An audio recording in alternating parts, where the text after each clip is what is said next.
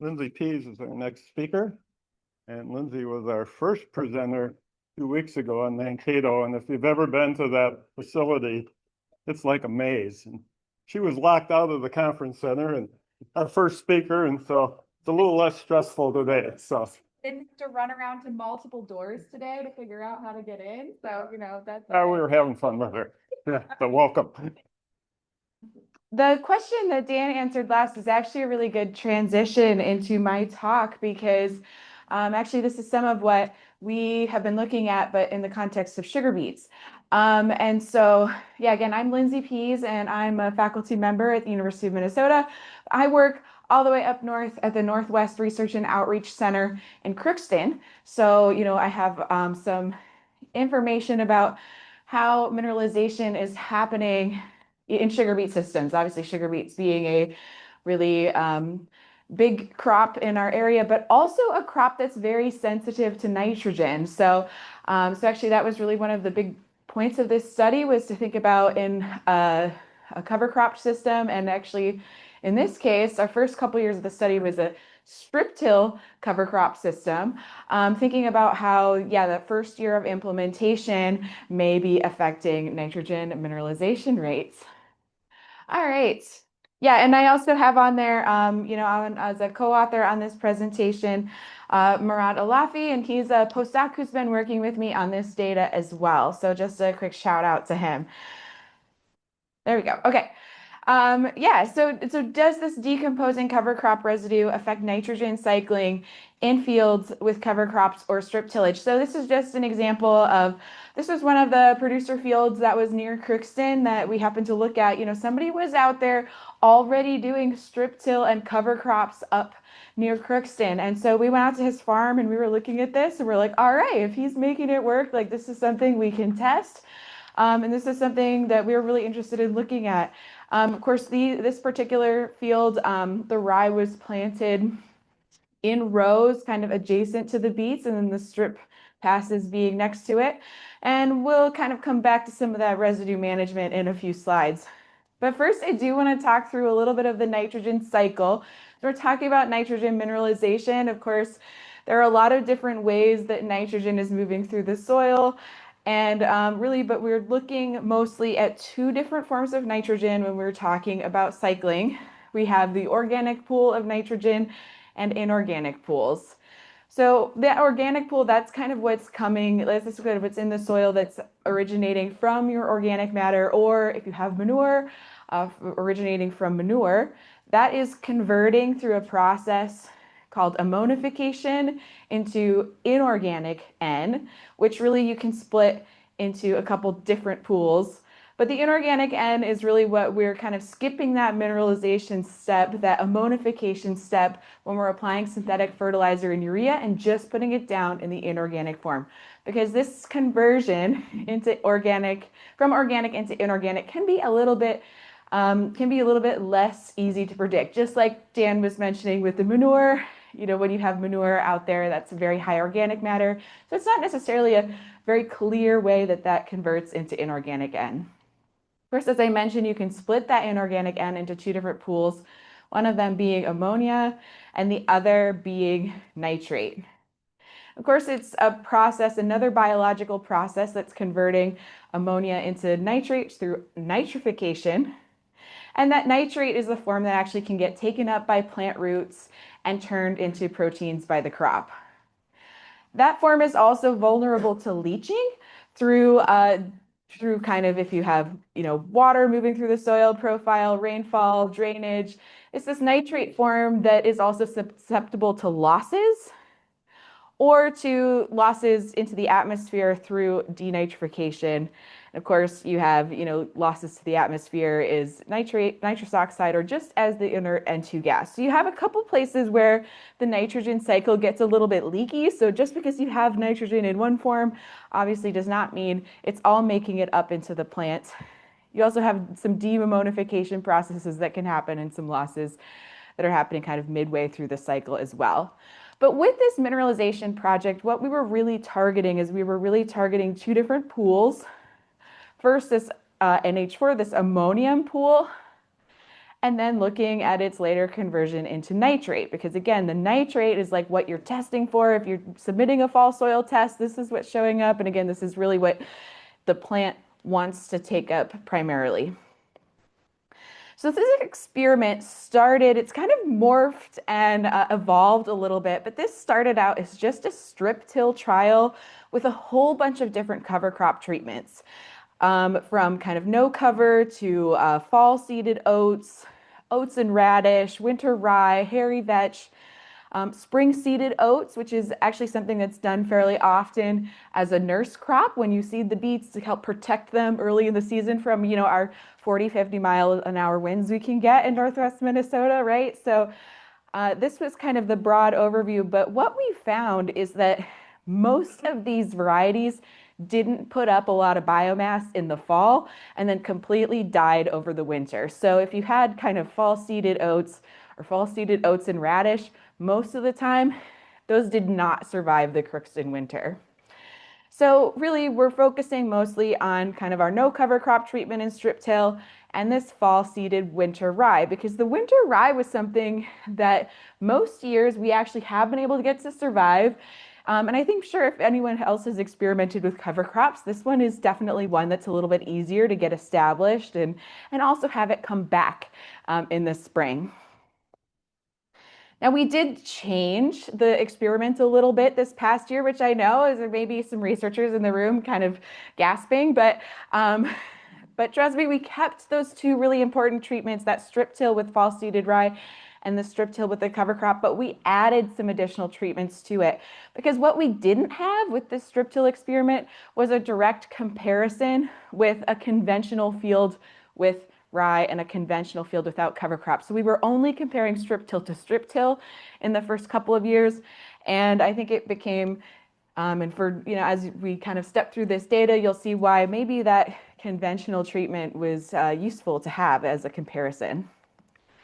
So just how we do this. This isn't really a super high tech thing that we're doing with, robots or drones or anything. We are just literally taking soil samples consecutively all throughout the growing season. We'll have soil in these PVC tubes.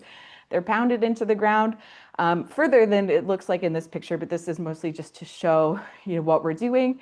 And so we're tracking that nitrate and the ammonium levels in the top 6 inches all the way through the growing season, and then looking for differences in the system consecutively. So going out every 2 weeks, taking soil samples. And the point of having it in this core is that it actually helps protect that soil from leaching with rainfall. So you're actually getting a better look at what's happening in the soil and not so much what's maybe leaving through other parts of the atmosphere, because it's kind of protected from rainfall in that way. Okay, but our first year that we did this strip till cover crop experiment, we had just an explosion of this rye biomass. This is really late for terminating rye. And actually 15 days after planting this rye, it actually looks like a pretty decent stand. We were out here for something else collecting some runoff measurements. So we held off on terminating the cover crop until we could get those measurements taken. But this ended up being a pretty big mistake, because by the time we actually were done with this trial and got out to terminate with glyphosate, this rye had headed out. So you can just imagine, as this rye, not only did it survive the winter, it grows with a vengeance in the spring. And we've had other cover crop trials too, where this can really get out of control on you in a hurry. So this is what this field then looked like. Later on, a few weeks later, 2 weeks later, and then again another 2 weeks later. And you can just see in this first picture how poor those stands of sugar beets ended up being. There was just way too much residue on that field, especially with that headed out rye. And so those poor beets could not poke up out of all of that heavy residue.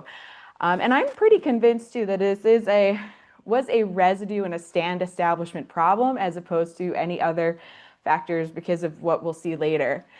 Now, those beets that did survive, they look okay, especially for that, point in the growing season. We're not quite at canopy closure, and you're seeing actually a lot of that biomass breaking down, especially in a 2-week period, which I think was good. We were like, okay, well, we know that we're having, this conversion happening. We're getting that residue to break down, even though it did hurt the stand and was not the prettiest field to look at. We're going to talk about yields in a minute, but I'm going to skip ahead to the next season that we did this, just to show the differences between, a couple of the years of our trial. This was May of 2024, and the day before planting, I start to see the rye look like this, and I remember what happened the last year, and I say, you need to go out and terminate this as soon as you can, because I don't want this to head out. I don't want this to, get out of control on us, and we were pretty fortunate it did not.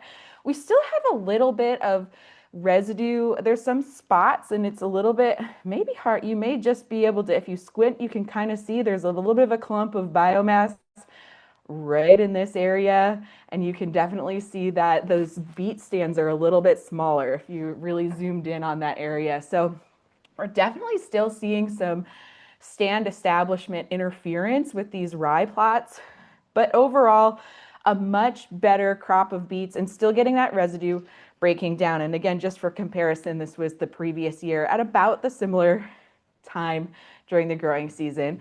I don't have the pictures from 2025 in this talk, but I think those 2 years are good enough to give you a contrast of kind of what we were looking at. So now we are going to talk about yields.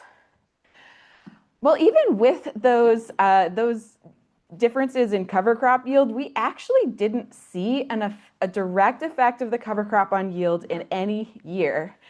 I think some of the reason for that is we actually had quite a lot of volunteer wheat stay in the fields over that first winter. So not only was it rye, it was also volunteer wheat. So we had heavy biomass in all of our plots. And so actually when it came down to looking at the beet yield, it's maybe a little bit suppressed when it comes to the rye plots compared to the no cover, but we didn't do anything to try to terminate that spring rye or the spring wheat that came back during yield. But these yields are really terrible. This was a terrible way to start a strip till beet trial, let me tell you, because everyone in the room was saying, why would I ever do that? But luckily in 2024, our yields did rebound. We still didn't see an effect of the cover crop in that year, and that was good. I felt like, all right, we've got that residue management a little more under control. The other change that we made in management between the 2 years is that the first year we didn't go back with our strip tiller and freshen the strips before planting. We just planted into the stale seed bed. So there's actually possibility that was a bigger effect on yield, is maybe freshening up the strips, planting into a nicer seed bed, as opposed to just maybe dropping it into kind of a dry crack that also would have hurt the stand. And then in 2025, applying what we learned here, still no effect of the cover crop on the yield. Whoops, oh, I went too far at that time. But we did see higher yields in our strip till plots. When we finally had this replicated, again, this is a really subtle difference on this screen, but that's just kind of the way, because I had such variability in the yields from year to year. So you may just have to trust me a little bit, but we did have better yields, higher tonnage out of our strip till beets in 2025 when we finally had the comparison with our conventional system. But again, no effect of the cover crop itself. Sugar recovery, which again is something that you want for, if anyone's not familiar with sugar beets, you want high percentage of sugar in your beets. You technically want smaller beets with higher percentage sugar, as long as that smaller tonnage translates to more sugar overall. So what we saw actually was that the rye improved our sugars a little bit in that first year.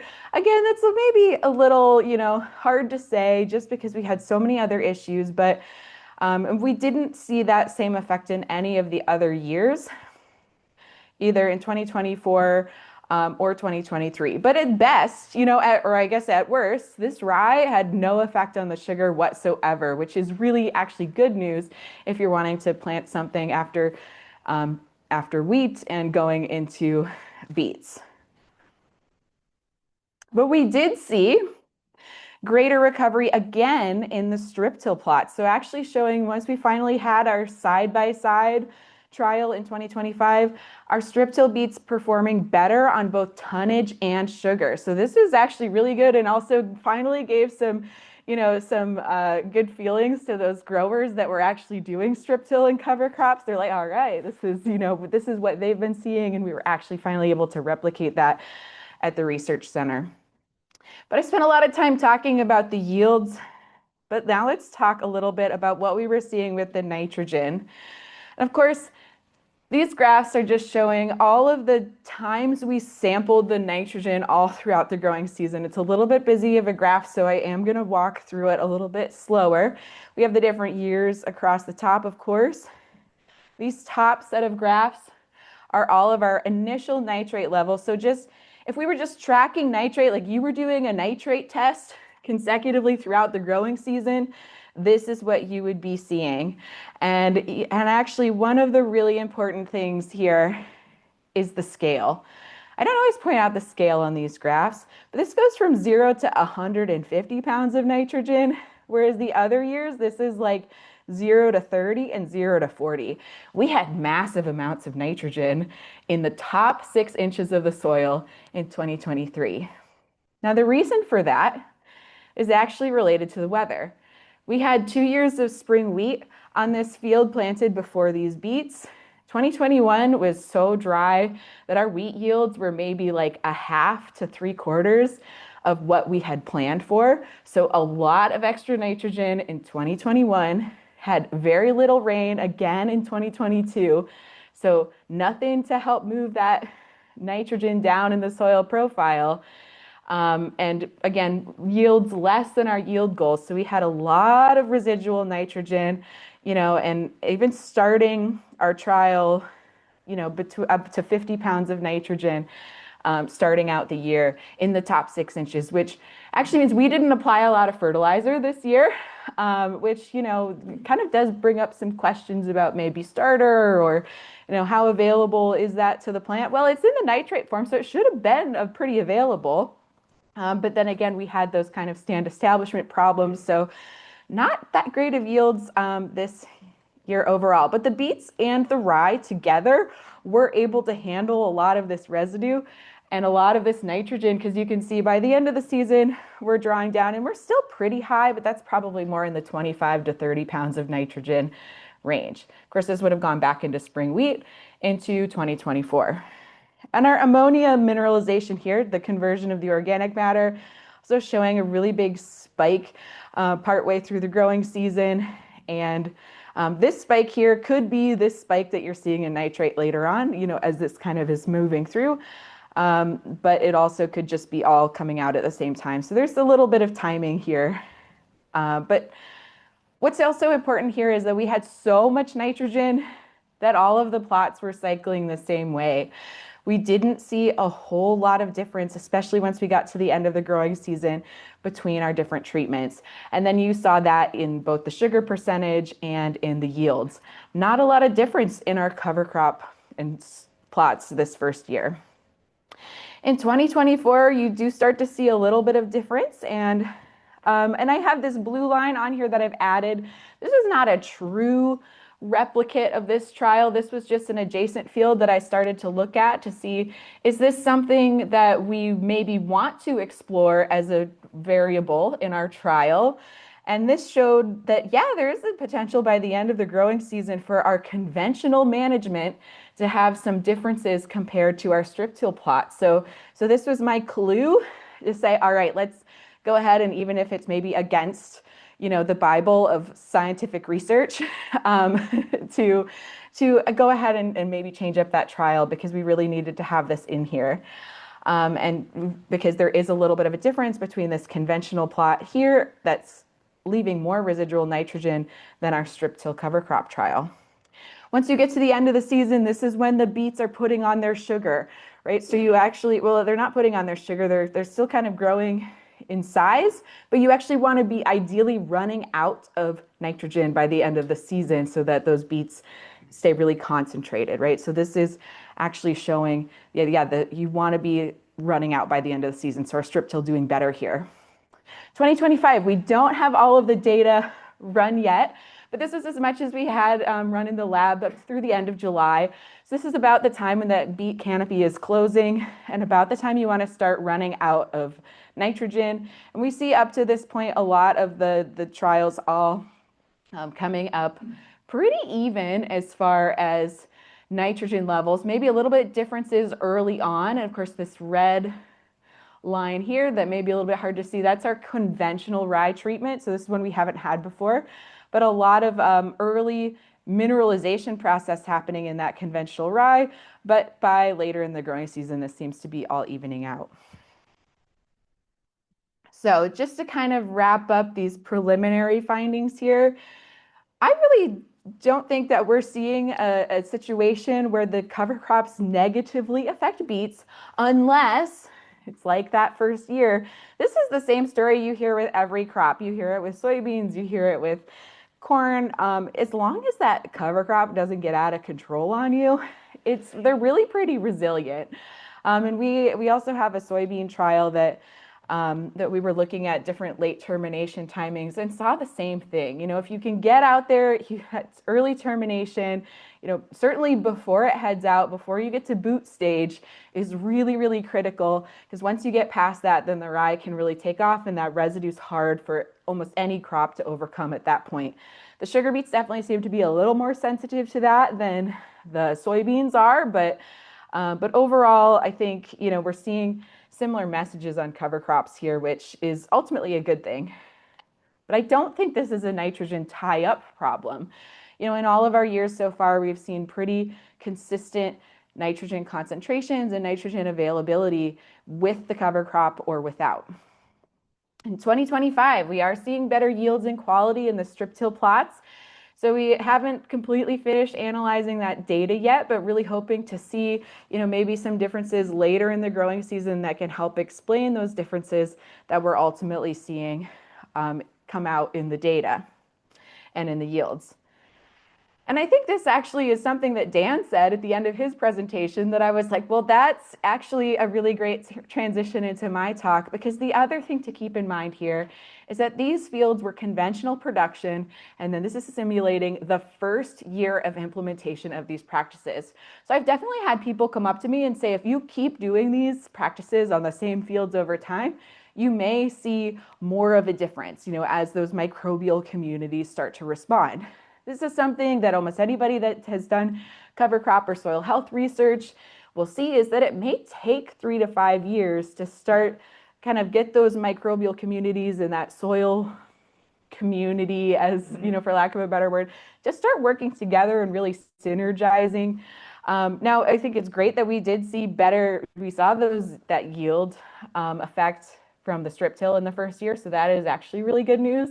But yeah, it may take a little bit longer to see differences in the cover crops. We are looking at starting a longer term trial so that we can track some of these things over time, but that probably won't actually be going in the ground until 2027. Future work on this data though, we still have to look a little bit at soil moisture and temperature impacts. As I mentioned, 2021 and 2022 were super dry. 2023 was a little bit wetter, 2024 was a little bit wetter, and then 2025 was a little bit more normal. So we do still want to look at that. And 2025 started out really super hot. We actually had some replanting of beets in these plots too. So there's a whole lot left with the weather that we need to look at. But I think ultimately, we are planning that longer term study to hopefully maybe see some changes in the microbial community over time, regardless of these soil moisture and temperature impacts. And finally, maybe looking at some modeling to help broaden the scope of these results.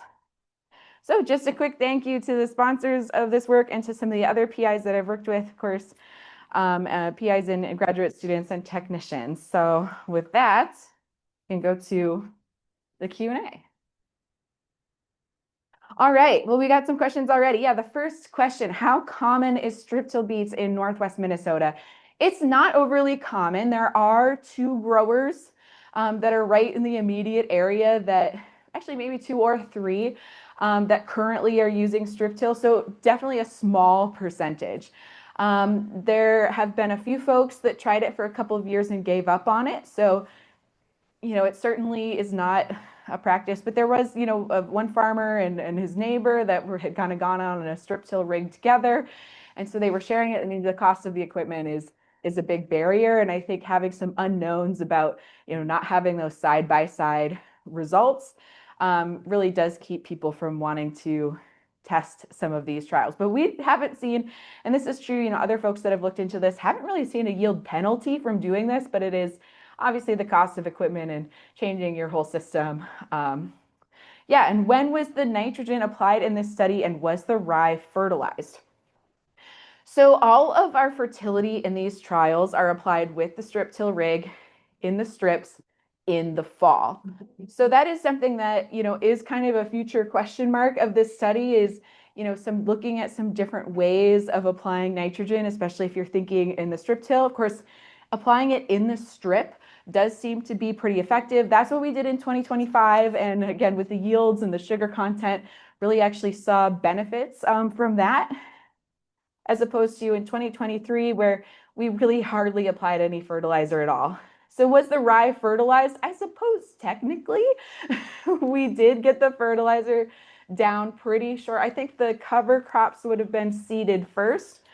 And then we would run the strip till after planting the rye. So I'm trying to make sure that's right. But I think, so technically, I guess you could say the rye was fertilized, but really we were fertilizing for the beets. And we actually didn't see, when we take a fall sample and then look at our first set of samples in the spring, not a big difference in those nitrate concentrations there. So we're not seeing necessarily take up or uptake or anything freezing that nitrogen. Well, the nitrogen, I think, is literally frozen in place with the, but due to the weather and the frozen soils. But we're not seeing necessarily that rye take up a lot of that nitrogen in the fall. Of course, we still to be determined as we continue to do this work. All right. Was the reduction in beet stand due to allelopathy from the rye? That's a good question. It's actually not something I've looked into at all. I know that that's a concern with corn, is that, having that rye biomass there may have some allelopathic effect on corn. That's something that I have definitely heard of. But I think just with the few research areas that we have doing beets and rye, this is actually a good question that I don't know the answer to. So yeah, good question. Other questions? What was your planting date? Looks like from your data, you're about 3 weeks behind American Crystal's planting date. And yeah. And your yields are aesthetic. 15 tons, 18 tons, you are half of what the plant is producing out there. Yeah, so it's good that you get online with planting. So the planting date is, I think usually it was kind of the first couple weeks of May. Of course, we do have some things that hold that up. So 2024 was a year for sure that I remember.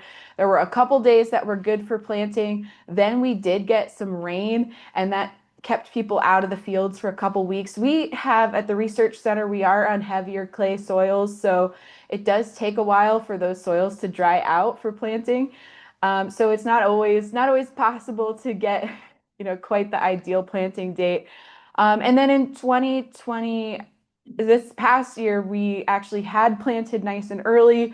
Then it got hot and dry, and our stands were really poor. Everything at the research center had to be replanted this year. So again, that's delaying the planting in the stands. So we've had some weather impacts that have negatively affected, but yeah, and it also has to do with, when we are doing the small plot research, everything is trying to go in at the same time. So we got to get all of our spring wheat planted first, and then we can move on to beets or corn.